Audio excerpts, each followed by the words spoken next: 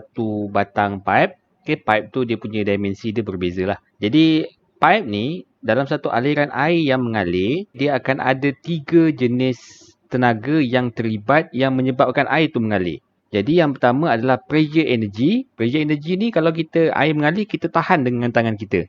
Jadi kita akan rasa tekanan air tu pada tangan kita. Itu adalah pressure energy. Yang kedua adalah kinetic energy. Jadi kalau benda ni tu tak ada kinetic energy, macam ni dia nak bergerak? Jadi dia kena ada kinetic energy.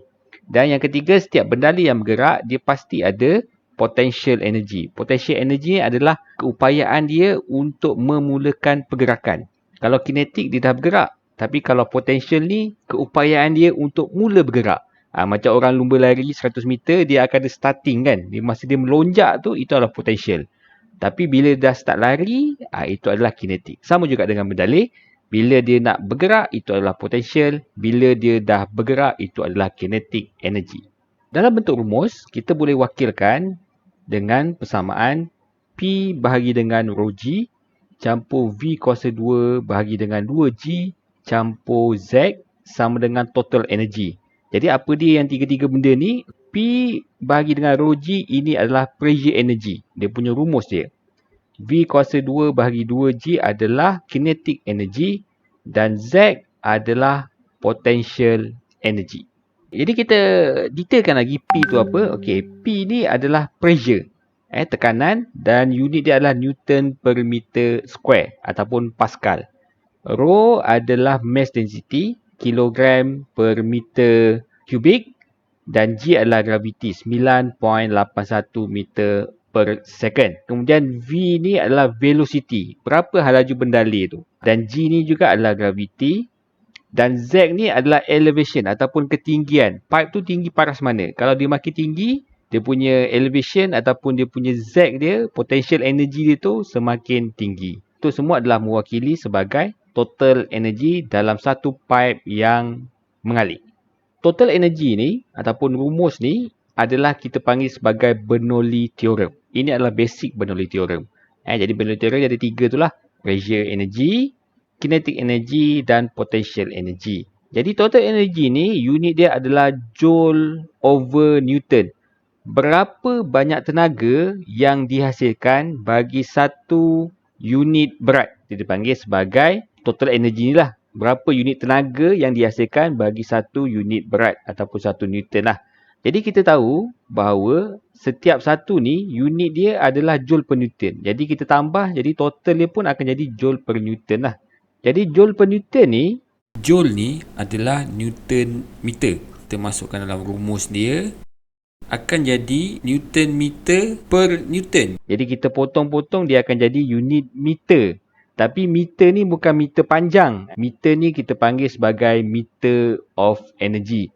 Jadi total tenaga yang kita akan dapat ni, kita akan tulis bla bla bla bla meter of energy. Ataupun katalah bendali dalam tu adalah air. Kita akan tulis meter of water. Ataupun bendali dalam pipe tu adalah minyak. Kita akan tulis meter of oil. Jadi unit dia adalah meter tapi bukan panjang tapi adalah meter of energy. Tenaga dalam satu aliran air yang bergerak akan sama daripada mula sampai habis. Dia akan sama jumlah tenaga dia. Dia sama macam continuity equation. Bermaksud dia punya flow rate dia daripada mula sampai akhir kadar alir dia adalah sama. Yang berbeza adalah komponen-komponen dalam dia ni. Okay, kita ada pipe, ada aliran air. Kemudian katalah ini titik 1, ini adalah titik kedua. Jumlah energi titik 1 adalah sama dengan jumlah energi titik 2. Kalau kat sini titik 3 pun dia akan sama. Kat sini pun dia akan sama.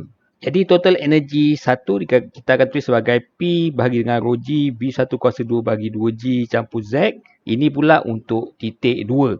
Jadi bermaksud walaupun total energi dia sama, mungkin P dia akan berbeza.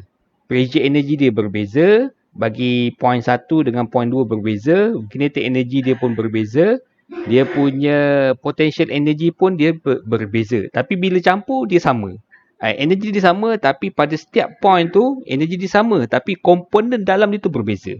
Macam satu ni mungkin P dia rendah. Yang ni P dia tinggi. Yang ni terbalik pula. V dia mungkin kat sini rendah. Yang ni V dia tinggi. Begitulah. Baik, bagi kes ini sebab dia punya pipe ni pada paras yang sama. Jadi kalau kita kirakan dia punya elevation dia punya Z ni adalah pada paras yang sama. Z1 sama dengan Z2. Jadi nilai Z ni kita boleh hapuskan. Sebab apa? Sebab dia sama. Sebab Z1 sama dengan Z2. Jadi dia hapuslah. Kalau kita pindah pun dia akan hapuslah. Jadi yang tinggal adalah P dan juga V. Jadi P di sini dengan P di sini of course berbeza. V pun of course lah berbeza. Tapi jumlah kedua-dua ni akan sama. Jadi katakanlah kalau P dia ni sini tinggi, okey, P di sini akan rendah. Tapi bila P di sini tinggi, V di sini akan rendah dan V di sini akan tinggi. Jadi P dan V bagi satu point bendali yang bergerak dia akan berbeza. Kalau hal laju dia tu tinggi, maksudnya tekanan dia akan rendah. Kalau hal laju dia perlahan, tekanan dia akan tinggi. Okey, ingat baik-baik.